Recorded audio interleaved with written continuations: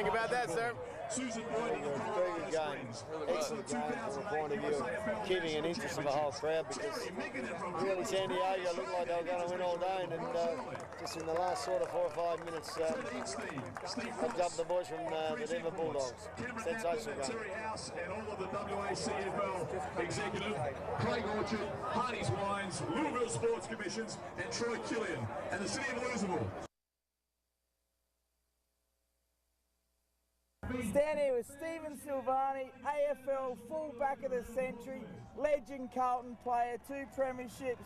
Steve, first of all, you did some commentary up there with Grilla. What did you think of the standard of Division 1 today? Oh, it was fantastic. You know, they had a real crack. It was a great game. I mean, the final was sensational.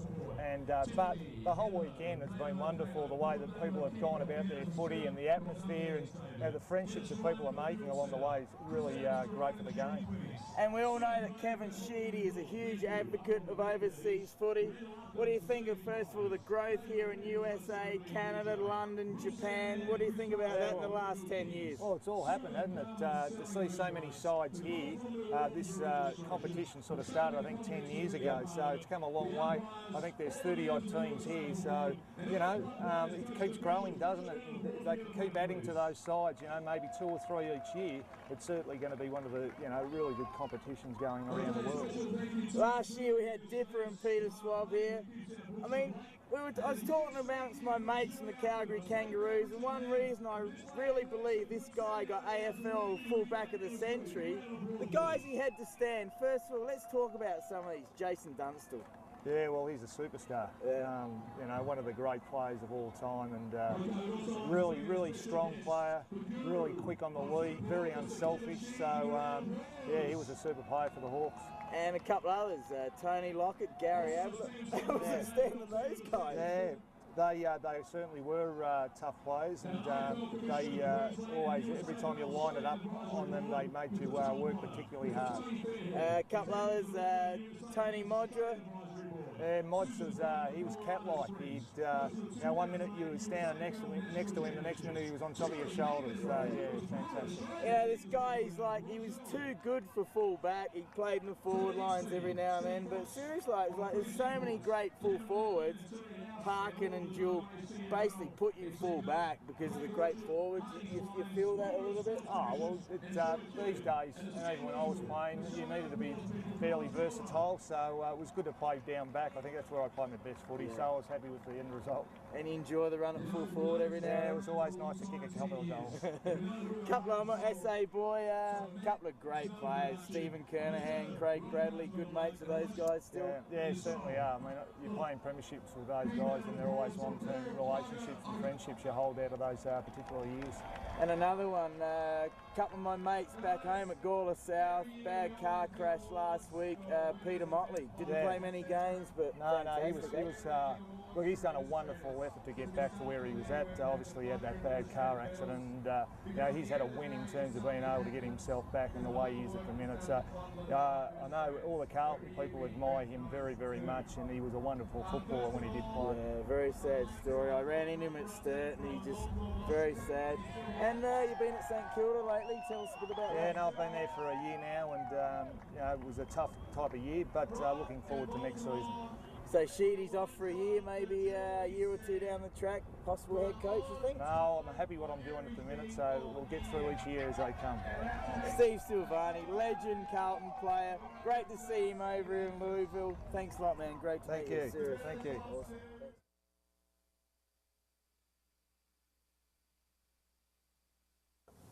All right, sitting here with legend coach from the Essendon Bombers, Kevin Sheedy, special guest here at the US Nationals in Louisville. Kevin, first of all, you've had the most victories as a coach. You've played the most games as a coach and a player. What do you think of coming to the US Nationals here in 07? Well, look, I think that 4 years after being in Atlanta, the last couple of years I've coached Australia in international rules against Ireland. So it's a good break for me to get over and see the growth of the game and the teams that are getting involved. And I think that, you know, there's a much better, tougher style of footy, a bit more skill in it this year. And I think that's important. And last week, obviously this week I did some footy clinics with some kids from Trinity College here in Louisville, and look, they actually enjoyed the game when we took out the clinics with Dennis. So yeah, look, I think from my point of view, I can't believe how quickly this game's really kicked on in 10 years. Everyone knows, a lot of people know that Kevin Sheedy loves the international growth of Aussie rules. We're up to like 50, 60 teams in the US now. I'm from Calgary, Canada. You're up in Toronto last week watching the grand final. Yeah. How was that?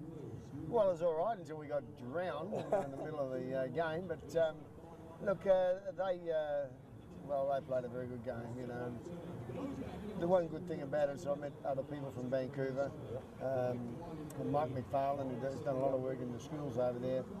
And I think that they'll have a very good side by the time they come out to play in Melbourne in 2008. So I think that the international series coming to Melbourne in 2008 with North Wind, which is the Canadian team, and the American team is going to be obviously the Revolution.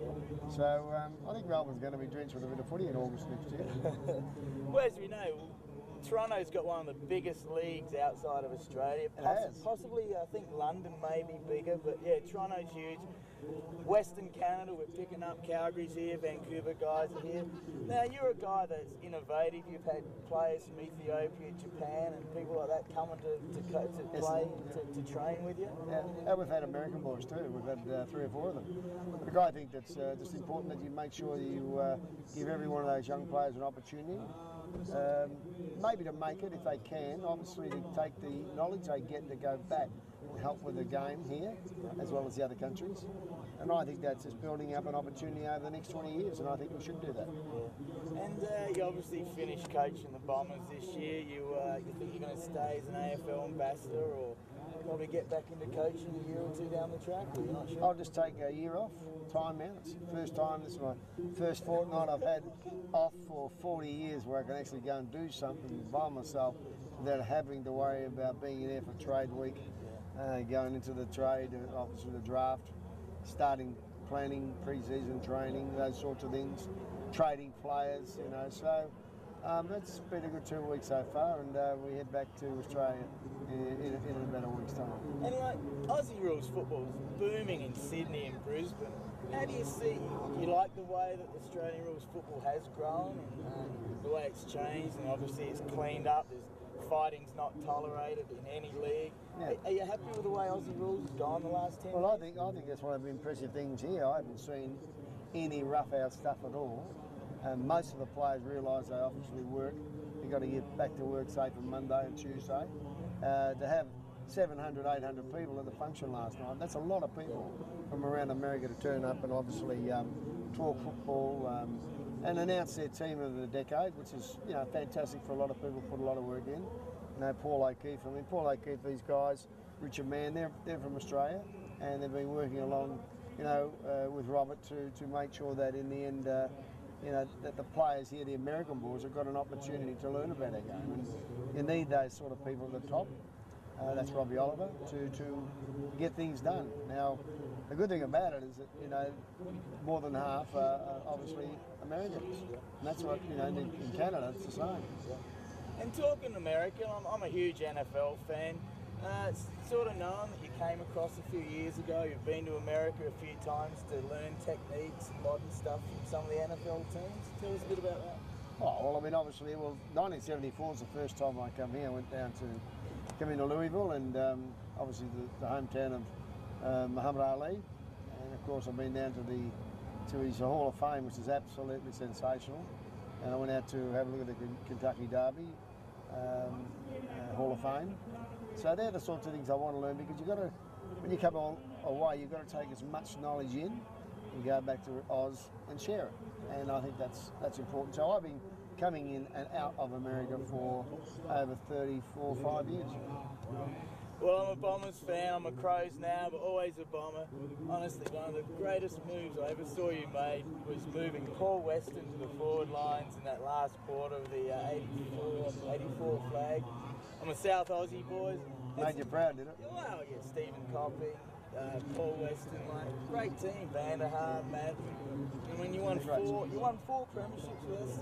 Tell us a bit about 84 and 85, beating, obviously the Hawks were a legend team. Well, I have been a legend club. You know, it's quite amazing when you look back at all the grand finals they've won that they nearly ended up merging and going out of existence. Of course, their major sponsor now is basically Tasmania, the Tasmanian government, because they play, you know, 3 or 4 games down there. But look, the game's changed for the better, I believe. We've really got a lot of players playing football now north of the Murray River, which is what the idea was. Obviously, Northern Territory's been fantastic with the Indigenous players coming through.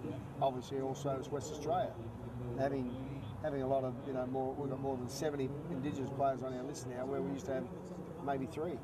So there's been a lot of real improvement in AFL being moved as an Australian competition out of the Victorian competition.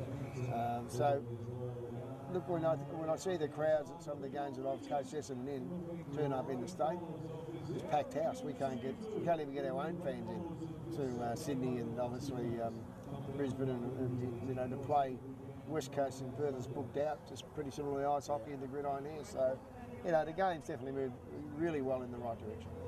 And we're here in Louisville, the home of the Kentucky Derby. You're a bit of a horse racing guy. You bought a few horses, checking out some horses? Oh, well, I went and had a look at the Hall of Fame there, because to me it was a situation where we got a Ballaspree, a horse in Australia that's now a stallion, and he's probably in the end I got him because I come here in 1974 because I knew a little bit about a horse called Nijinsky.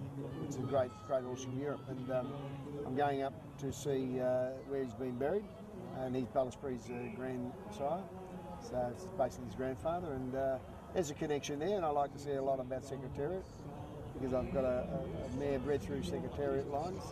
So yeah, look, I've got a bit of interest in horses. To me, the breeding side of it is I've enjoyed, and to own your own baby horses and give, you know, the kids share it with me, which is important. Hey, well, we're here to watch footy. Kevin Sheedy, great to meet you. Great to have you here in Louisville. Let's watch some Division 2 football. Seattle are playing. Great stuff. Thanks, Randall. Much appreciated. And the Convict's all about promoting Australian rules football. You're an ambassador for Australian rules football. How's the promotion going through the United States as far as you're seeing it from the years you've been coming here? Where's it at, US Footy? Well, I think it's got better. I think the standards got better. No doubt about that. I'll be really keen to have a look at the Division 1 final. Yep. I've seen both sides play throughout the series over the weekend, and I thought that actually the last match, I thought, you know, Seattle was a pretty good side, but, you know, Minnesota beat them. Interesting thing about Minnesota, just talking about that last match there, Sheeds, and that, you know, there was some college boys. There were 10 college boys suited up from St. John's and 8 played. I've had the opportunity to see those boys down at Fremantle Oval as part of Tony Fairhead's scheme where they used the Clontarf Boys Academy, which you're aware of, and the South Fremantle Club. Patron of Clontarf. Clontarf, well there you go, very much well aware of. A lot of those guys had only been playing football something like 2 semesters, and one of them by the name of Danny Hansen would have been one of their best players, I think. Yeah. Well, I think that's the important thing that we can actually do is get, in the end, some of these players over to make sure that you know, they actually get to train with the top class players.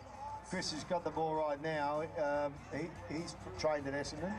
I'm pretty sure that was him. But you know, we've had about four players come through to train at Essendon from the United States. That's right. And we've had I think 3 from Japan. We very rarely, well, I mean, I'm not going to be there anymore, but I don't know what the club's, you know, philosophy and policies are going to be from now on. But I've never knocked back any player coming to at least train and look into AFL clubs, because most of the time I've been coming to America chasing knowledge over the last 30 years, and I was in Louisville in 1974. That's just about half of my lifetime ago, or longer, you know. So enjoyed it. Been going into a lot of the colleges and a lot of the pro ranks in all the sports in America over the last 30 years. Now, I guess you were the fellow who actually initiated the AFL exchange, or in the main, the exchange with the Essendon Football Club, as you're talking about, with having, how many years is it now, Sheeds, did you say?